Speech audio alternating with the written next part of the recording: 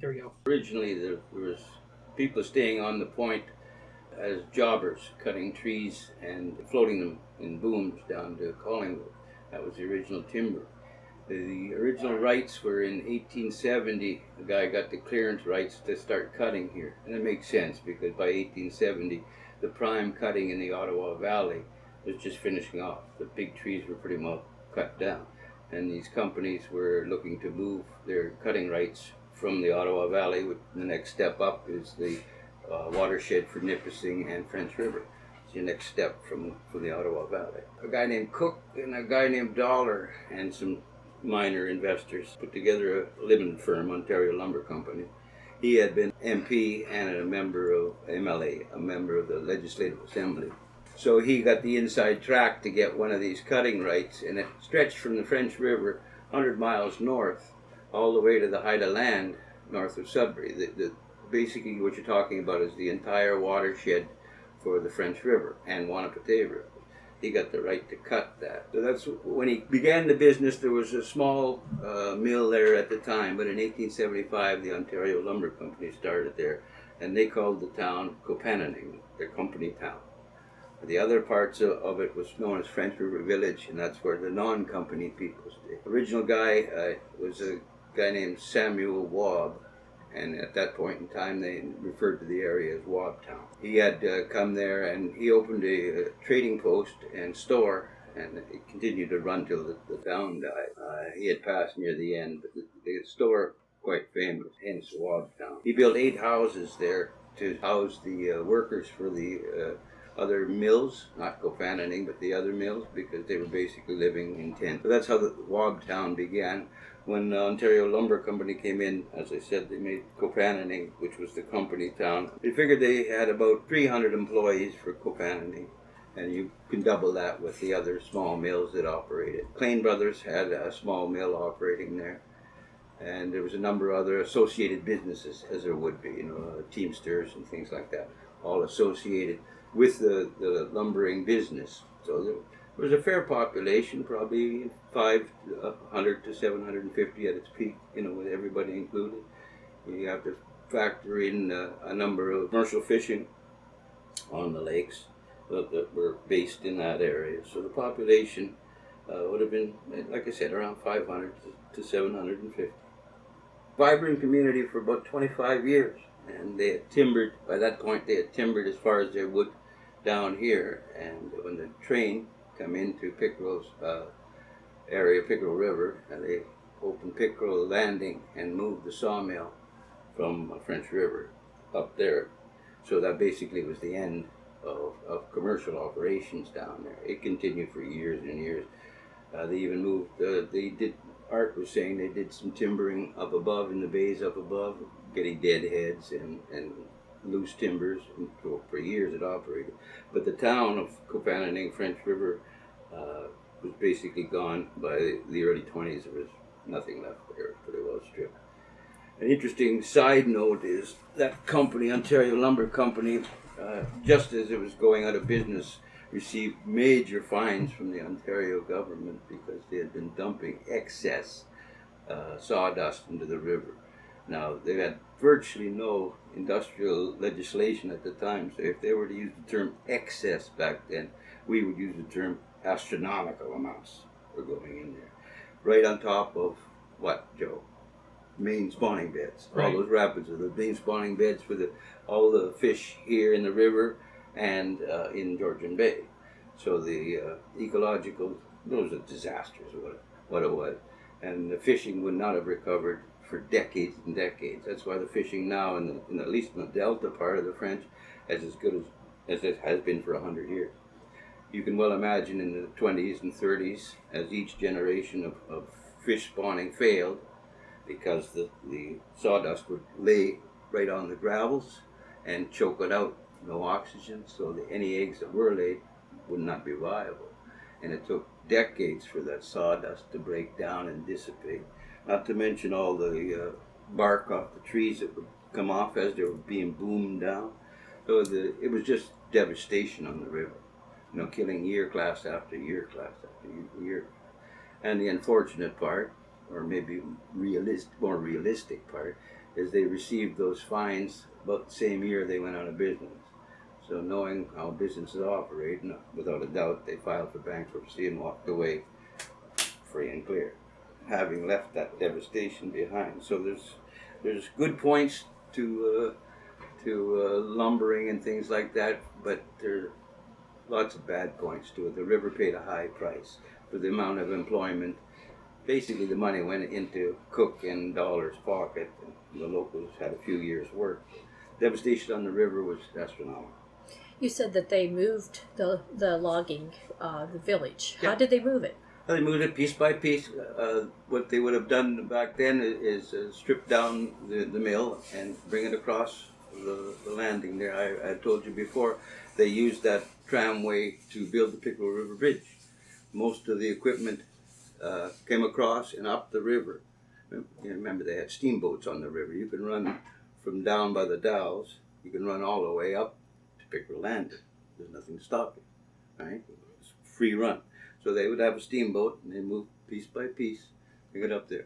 The Ontario Lumber Company had originally bought a brand new, state-of-the-art for the time, a steam sawmill to install there. And that was the one they took apart and brought to Pickerel Landing. When they were finished timbering at Pickerel Landing, without a doubt, they tore it apart and moved it up to, say, just outside of Sturgeon Falls, for example. As you move further north, remember I said it's the full timber limit from the Georgian Bay to the height of land. And the height of land represents where all the water to the French comes down. From here down to Georgian Bay is the watershed. North of the height of land, it all goes to north to Hudson Bay, but from the height of land down, it flows through the Pickerel, the French, and the Sturgeon into Nipissing, and the Wampatee. That's your main feeder rivers that come down. It drains all that, tens of thousands of square miles. Basically from Lake Amick, this side of Amick Lake, on the other side of Nipissing, all the way across to just to the west of Lake Wampatee, because Lake Wampatee to the west, its drainage system is very small between the Wampatee and the Vermilion. Vermilion runs to the north channel. There's a small height of land in between, and that makes the Wampatee watershed, Sturgeon watershed, and over to Temagami. The Lake Temagami actually drains down into the French. The lower end of Temagami flows Temagami River into the Sturgeon River into Lake Nipissing, boom, down the French. Got to bear in mind the French is not the same river. Altogether different, really. I mean, it flows in the same areas, but once they installed the Chaudière Dam in 1916, changed the dynamic of the river completely. Now it's a controlled river based on water levels for Nipissing, right, for North Bay. And so the river has changed altogether. In the old days, the spring, you'd have a raging river. By July, you'd have a medium river. And by September, flow of the rains, basically. Again, the rains will pick up in the fall, and you get the water there. But Nipissing, you've probably never been along the far shore of Nipissing. As you come out of North Bay, heading towards Sudbury, you're driving along the height of land. I'll explain the height of land later. You look down, and it's all sandbanks there. That indicates that all the sand that the sturgeon would bring down from the glacial deposits north of here was washed out, and it showed where the old lake bed. By late summer, you'd just have, in the deep section by where the French goes out, that would be Lake Nipissing. The shoreline would be several miles shallower.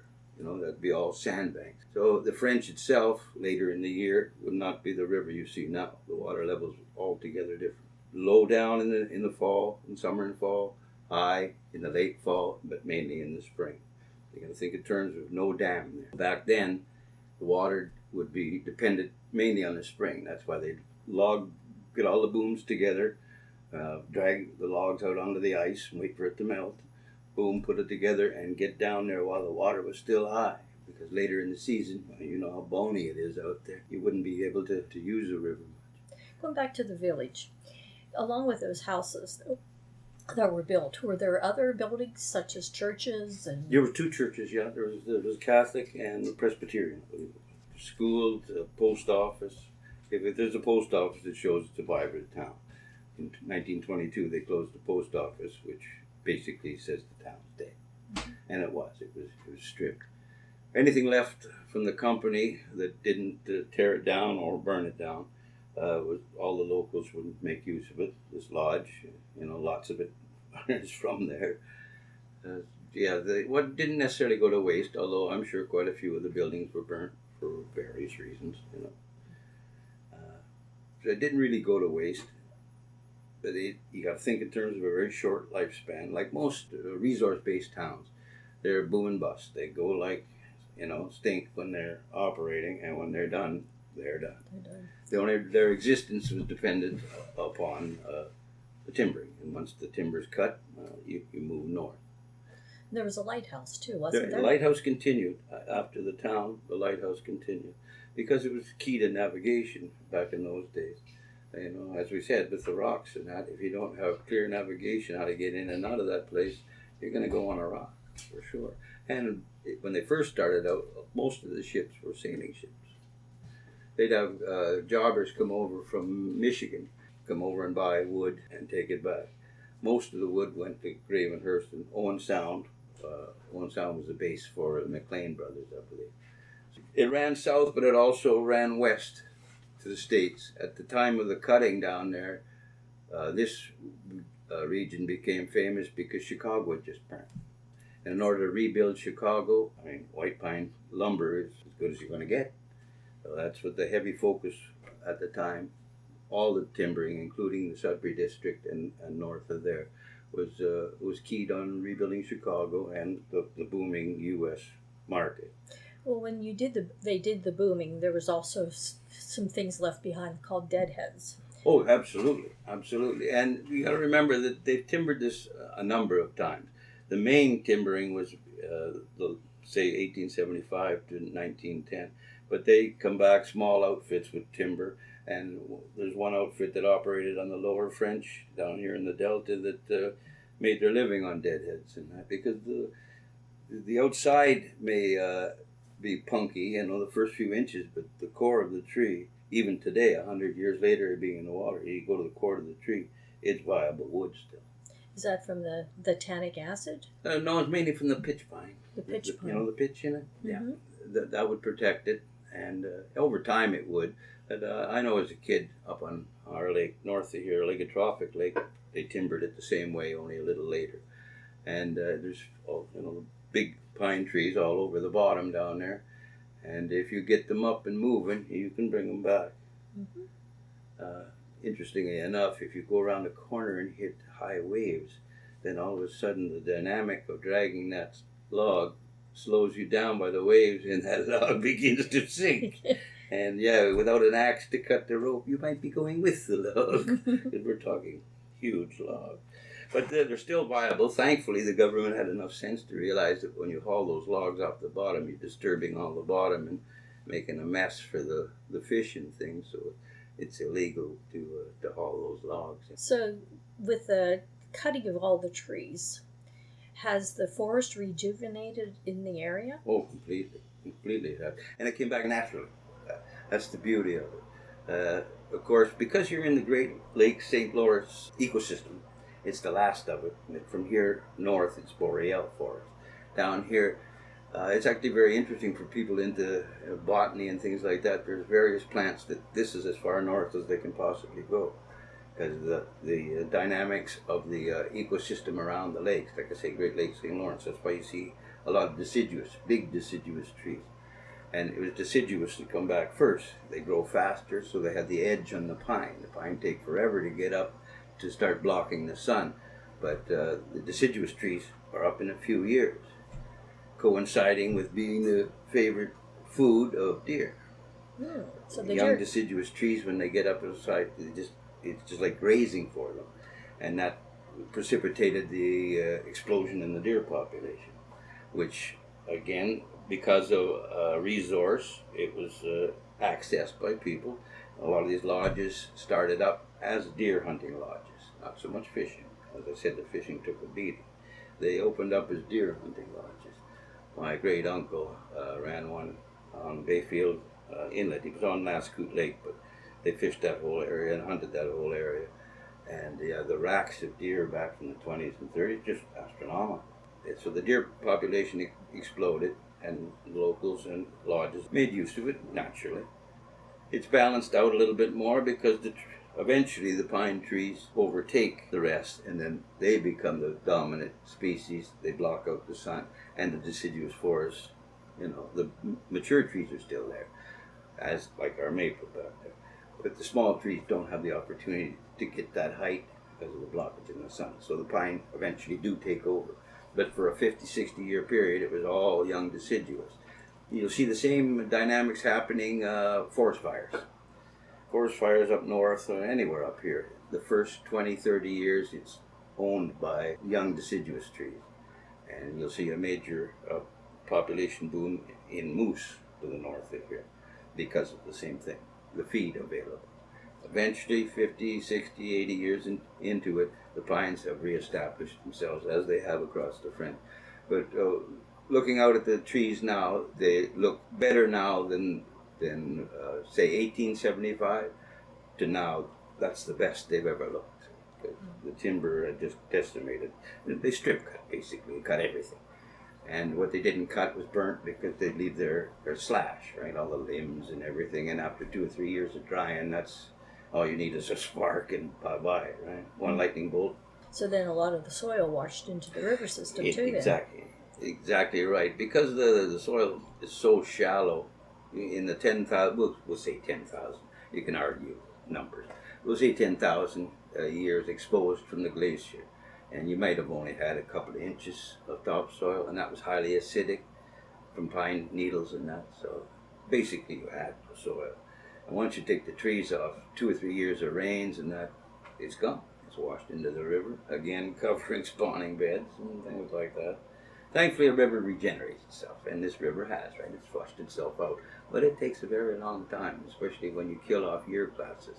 You don't notice the first year. You may not notice for 7 years, for example. You think of the species of fish, and they deposit their eggs and they fail. And the next year they deposit their eggs and fail. Eventually, those fish die off, and there's no one to take their place. So maybe discuss a little bit about what type of fish the French River does sustain. Well, it's got its old population back. Every species has returned to the river, including the monster sturgeon, which are thankfully protected. So all the species have returned. Even salmonoids run it occasionally. They're not resident species, but they do occasionally run. Pinks, for example, ran the river. They were never here historically. Pinks were introduced to the Great Lakes accidentally in 1958 in Thunder Bay. They had tested pink salmon in a fishery, and thinking back in the 50s and that, we're going to get rid of these minnows. What are we going to do with them? Flush it down the toilet, which they did, and immediately went into the river and into the lake, and they happened to take all by themselves. They've spread through the whole system. The other salmonoids in the Great Lakes were introduced. And of course you have walleye pickerel, some people refer to. The walleye, pickerel, pike perch, they've been called pike perch. Biologically they're known as zander because they were originally named in Europe, and in Europe they're known as zanders. So the biological name is zander, scientific names. Zander is their official name. You can call them anything you want. There's plenty of those. Muskie, of course, one of the finest. Amazingly, 200 miles, from, not 200 miles. What are you from here to Toronto? About 200, eh? Little less? I think so. Yeah, about 3 hours, depending on your driving. So that close to a major river with that kind of fishing is astronomical. The range of species in the French go anything from catfish. You've got the ancient gar. You've got bowfin, exactly, another ancient fish, and that's what the people used to refer to as garbage fish. Of course, they're not. They all have their place in the ecosystem. You got suckers. You got red horse suckers. You got white suckers. Drum. You've got drum. There's the one I wouldn't have thought of because they're just not indigenous stuff here. Here and Nipissing are the only places you'll find drum around here. Again, with crappie, same thing. The farthest north the crappie is here. Same thing with largemouth bass. This is about the farthest north their range. Astronomical smallmouth, almost to the point of too many smallmouth. And that's the beauty of the species in the French.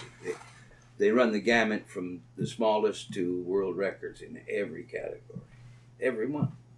There's a world record smallmouth, maybe not largemouth because the growing season up here is not long enough for them to attain great size in relation to their age. You need Kentucky and Tennessee and places like that where they can grow pretty much all season long. That Kentucky is where the largemouth record is. It's 22 pounds and change.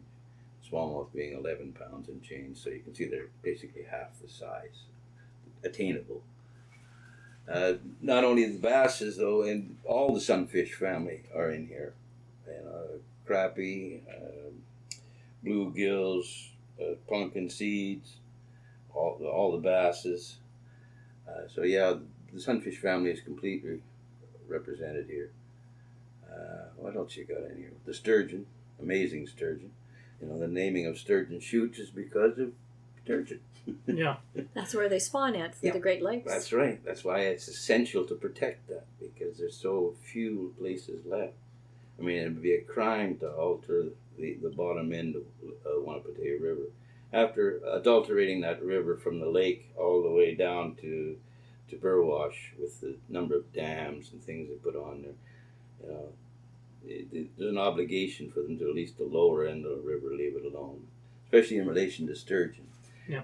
Even in the limited time I cruised around the river, I managed to see sturgeon breaching, on several occasions. So that leads me to believe that there's a fairly significant population. There'll be some coming from the Great Lakes and moving back down, but the resident population is strong.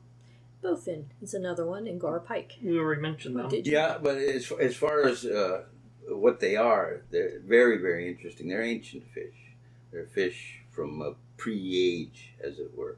You look at lake trout, or char is what they are, and they've only really been in existence since the last ice age. They developed after that, char being an Arctic fish, and they got landlocked, so they turned into lake trout and speckled trout. They're the two chars that were landlocked. The other species, like you mentioned, are ancient. They've been around for multiple glaciations, and that's why they can live in such poor water conditions. Bowfin will live in water that no other species will, same as gar. Gar, if you look at those large plates on them, they're ancient armor protection. So they don't grow like the alligator gars in the southern U.S. They don't attain that size, but they get a reasonable size around here. And with that big beak and everything, it just shows how ancient they are. But every mesotrophic type species is in the French, every one, and eutrophic both. We're also trying to see pinks and cohos as well. Exactly, the salmonoids they're running from the Great Lakes. Pinks introduced accidentally, cohos introduced by the ministry. None of them are indigenous to the Great Lakes at all. The Great Lakes, until the lamprey come through the Welland Canal and that, when the St. Lawrence Seaway was built in the late 50s, the lampreys got into Lake Huron and destroyed the lake trout population. That with the heavy fishing combined, but mainly the lamprey, that's what killed the commercial fishing down below. Gautier's ran until the late 50s, I believe. That was the last, 69 was his final year of operation, but it was just, piecemeal the last little bit. The lamprey had destroyed the lake trout population. And a dynamic lake trout population, because the Parry Sound segment of the species is known to grow huge, even today.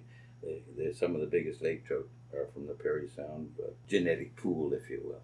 That really altered things when you killed off the commercial fishing was just about dead. Lake trout and, funnily enough, whitefish was hugely popular. They'd put it on the train and ship it to New York overnight. It was that popular. The Jewish population, gefilte fish, and that's whitefish. Can be a combination of pike and whitefish and even sucker, so which they call mullet to make it sound better, but you and I, we call it sucker. Anyway, they grind it all up and make like a pate. Traditionally, they would have skinned out the fish and laid the skin with its tail and head on, make the pate, put it back inside the skin and fold it over and make it look like a fish. Only it was all pate inside. You flip the skin over and away you go.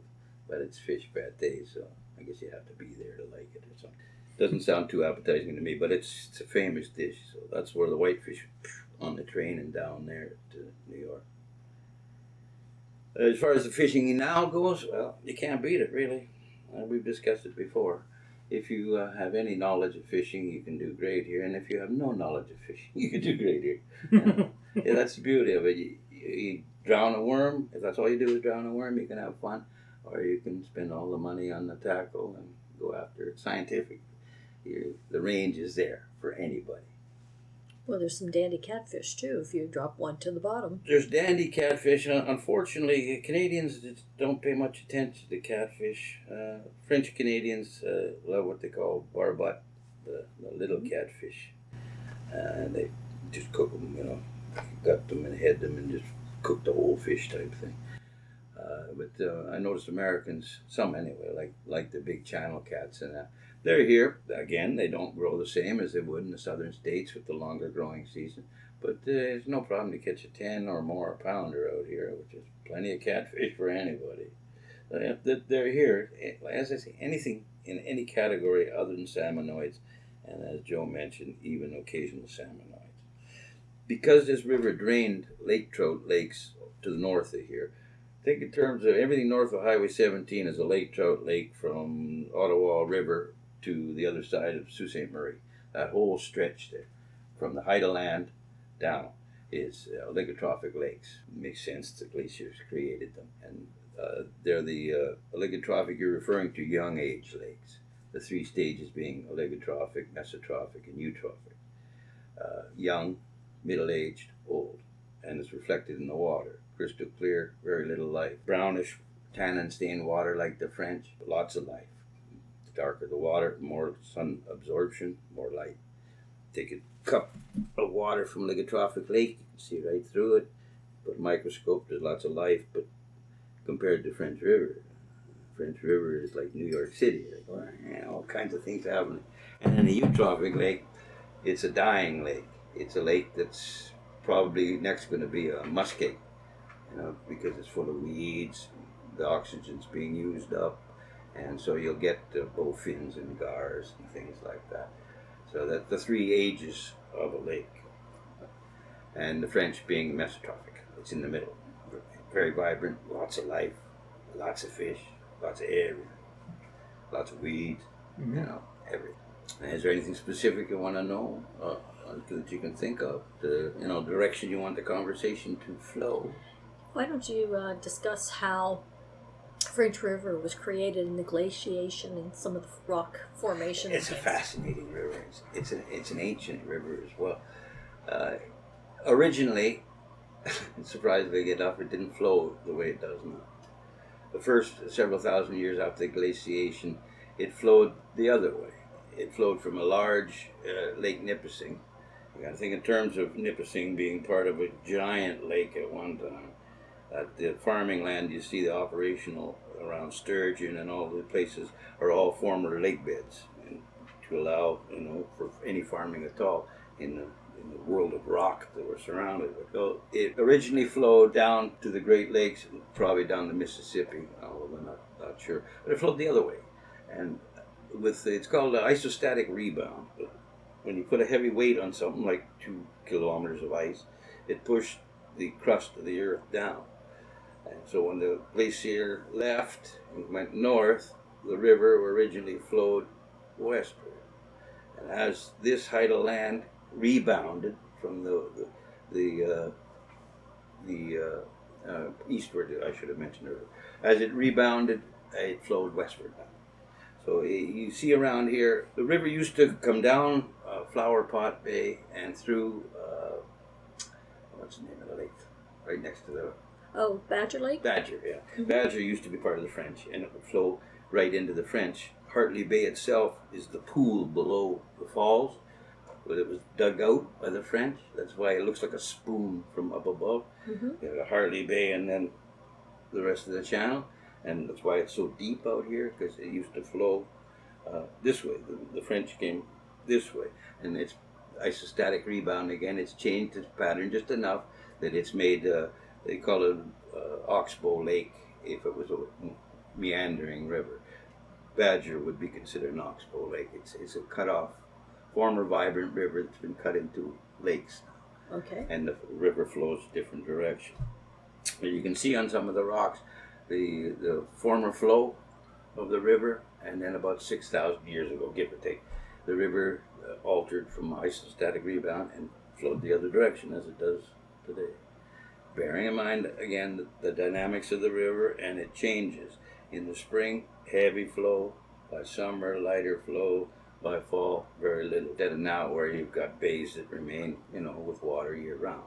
That wouldn't have existed. The bays would be just weeds and reeds and things just like your back bay here. Mm-hmm. Lots of water in the spring. By the fall, the bays are just swampy kind of thing. Some of the rock that exists around here. Yeah, there's no heavy mineralization. That's all to the north of us in the Sudbury Basin. All over the north there's mineralization.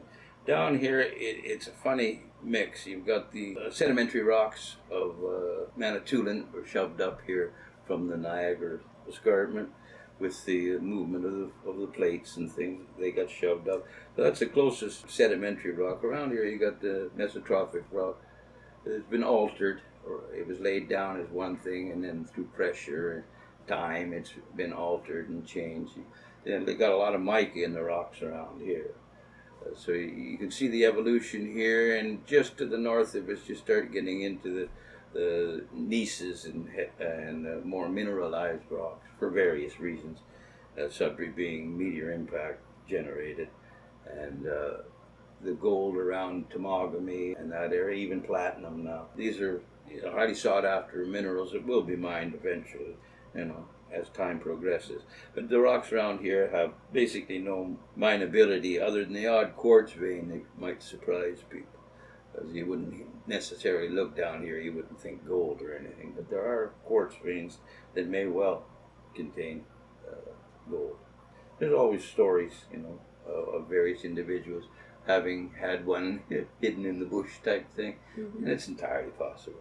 Entirely possible. It's not a place you would naturally look, but gold is where you find it. And any quartz vein is worth a look. So you have white quartz and you have pink quartz and... Yeah, what you're looking for is that rust in the quartz. Where you see the quartz as at least parts of the quartz that rotted away, that tells you that there were sulfides in there. When sulfides are exposed to oxygen, they deteriorate rapidly. It looks like rust. But it's just the sulfides deteriorating out of the quartz veins, and that's the gold would be in association with that rusty looking stuff. So the possibilities are there, but you certainly wouldn't come down here to prospect. You come here to fish, or if you're inclined to hunt. It's an interesting dynamics again here now, because it's a contact point between deer and moose. Generally they separate because the deer have a liver fluke that they can live with. I mean, it bothers them, no doubt, but it doesn't affect their mortality. But when it gets consumed by a moose through, various reasons, they eat things, and they might pick up a bug off the deer from feces, basically.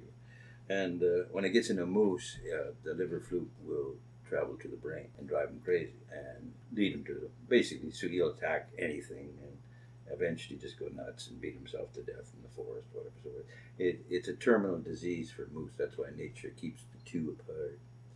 But here is a contact zone, and you got deer and moose. So if you ever see a moose that is too friendly or wacky, that's likely what the problem is. In either case, stay away from it. There's also a herd of elk in the area. There is, and they're naturally here. They were here anyway. All over the north, there was elk, and because they represent good eating and large size, they were pretty well wiped out. And there was always a small population in this area because of its isolation. That's what kept the lower French Delta and that vibrant, is because of the limited access. But back in the days when that limited access really was significant, a small population was always around. And there was always hints of it. But The ministry attempted to reestablish it, and they have, not overly successful in this region, but a number of areas in the province they've done very well. There's reasons why that the population is not doing as well as it could, and I've seen them, so they're around. Whether they're going to be a vibrant population is still in question. But they're here, and it's nice to see them occasionally because they do belong here. As far as small animals, we have fox, red fox, and you got everything that you would find anywhere in northern Ontario: lynx, fox. I personally have seen a cougar up north of here on one of the Oligotrophic lakes, so I have seen them. So I know for a fact they're around. Ministry can argue, people can argue they don't exist. I'll tell you for a fact they do. So you can believe it or not, but I'm not the only one who's seen them.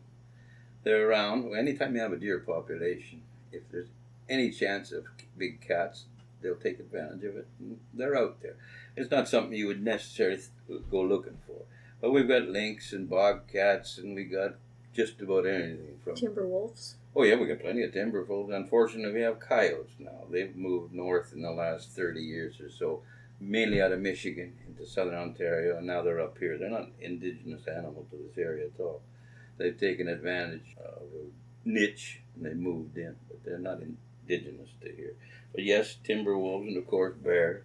Got a very healthy black bear population, maybe too healthy for the sake of the moose, because they predate on young moose very bad in the spring. A bear will follow a female moose for days until she lays down to have it and attack and grab the little one. So yeah, getting rid of the spring bear hunt was a political decision that was boneheaded. There's just no other way to get around. It was strictly political. It had nothing to do with the benefit of either species, moose or bear. That bears are one of the major predators on small moose. So this concept of getting rid of the bear hunt for ecological reasons is nonsense. And you can't argue that scientifically. I don't care how many PhDs you got. Not a hill you can stand on. Let's put it that way. I saw that we had some bald eagles in the bay the other day. Yeah, you got plenty of bald eagles. You got all kinds. As I said, it's a contact point between two different ecosystems. Think of southern ecosystem meeting northern ecosystem. So you got the best of both worlds. And there's trees out there that you wouldn't think are this far north. There's little lilies and things growing in the swamps around here. You can't find anywhere else. There's also the ferns, the Virginia ferns. There you go. There's a prime example, the Virginia fern. This is as far as you're going to find them north. You won't find them anywhere else. For a botanist type guy, he can spend forever out here finding new things. There's all types of fascinating things with the French in all different categories, not just fishing. Historically, of course, fishing, hunting, rock hounding, the history of the place. First contact would have been about 1609, 1610, when the famous one being Champlain, of course.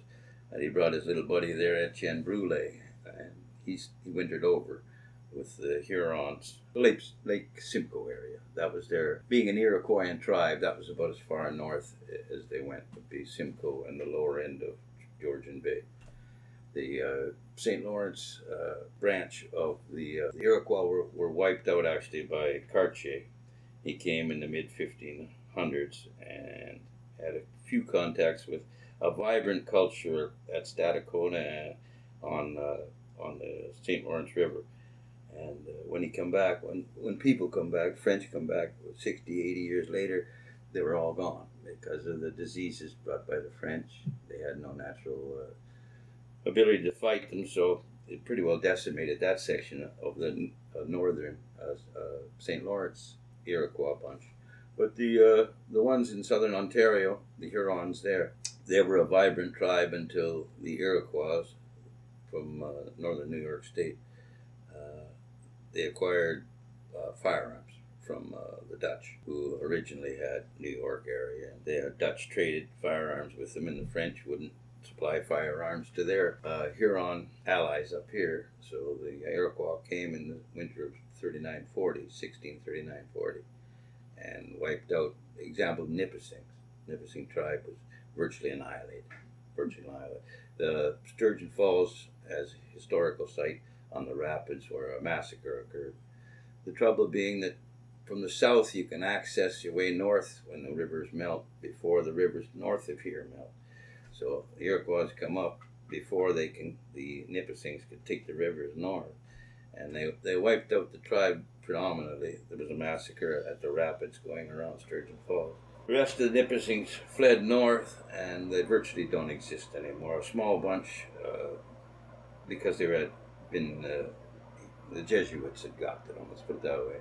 And they were Catholics, and they settled in St. Regis outside of Montreal, but just a tiny population that would have been intermingled within a generation or two. The Nipissings, as we know them, ceased to exist. The Nipissing tribe today are all influx.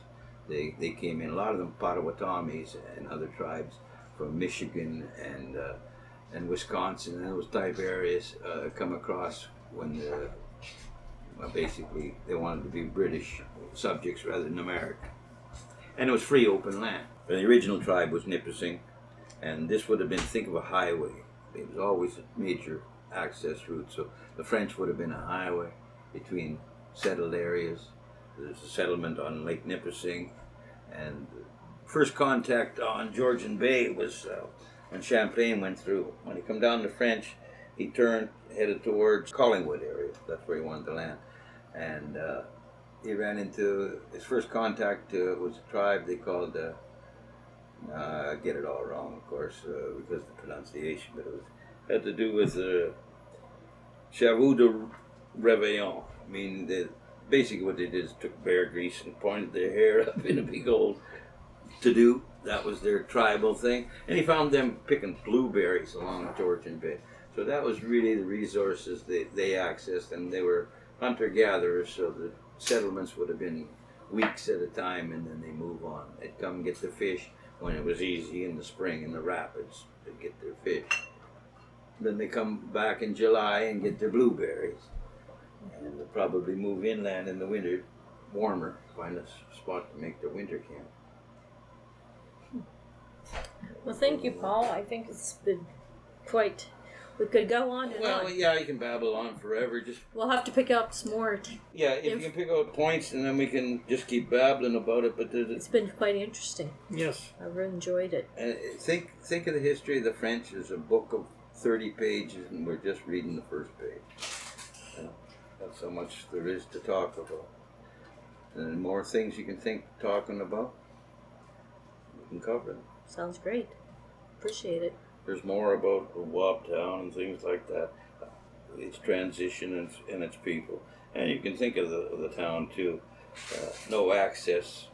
You basically you come up by steamship. So in a small town like that, everybody knows everybody's business. So you can imagine the to-dos. When the lumber camp paid off on a Saturday night, it might have been vibrant.